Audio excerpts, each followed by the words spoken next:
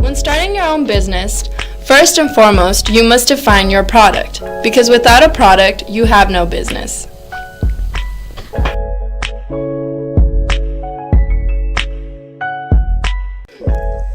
When defining your product, you must keep in mind how competitive is the current market for that product, meaning how saturated is the current market for that product with other companies selling similar products to you. Another thing to keep in mind when defining our product is the need for that product.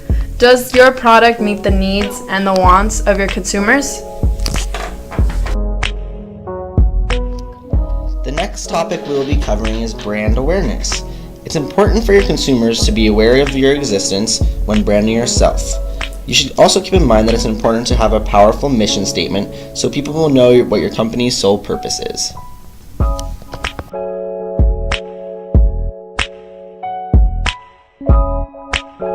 Having a mantra is an essential aspect to branding your company because a powerful slogan brings your company to mind when you hear the slogan. For example, when you hear the mantra, "one for one," you associate that with the popular shoe brand Tom's. The use of a logo can also be very beneficial when branding yourself. For example, when you see a logo such as the two backward C's that represent Chanel, you can automatically associate that label with the picture for Chanel. Once you have your product and people are aware of your brand, you must differentiate yourself from the market. So in order to do so, you can use a SWOT analysis. The SWOT analysis basically stands for your strengths, weaknesses, opportunities, and threats.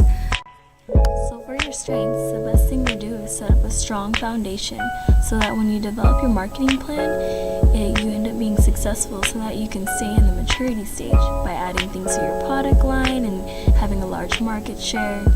And for the weaknesses, the best thing to do with a weakness is to know your weaknesses, identify them, and solve them.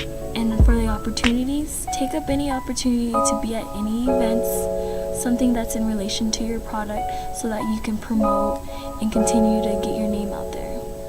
And for the threats, always keep in mind that there's addition to your competition. So someone's always entering your market and you need to be aware of them. Take a look at the 4 P's of the target market: product, price, place, and promotion. Let's begin with product.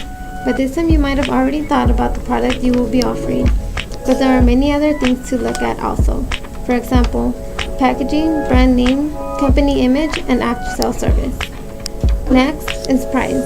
What is the amount of price consumers will have to pay in order to obtain your product? Then promotion. The activities that are going to persuade target customers to buy your product, like advertising, sales promotion, personal selling, public relations, and publicity. Remember, they need to be informed, persuaded, and reminded of the benefits of your product. And last, place. How is it your product will be distributed? How are you going to make it available to customers when they want it?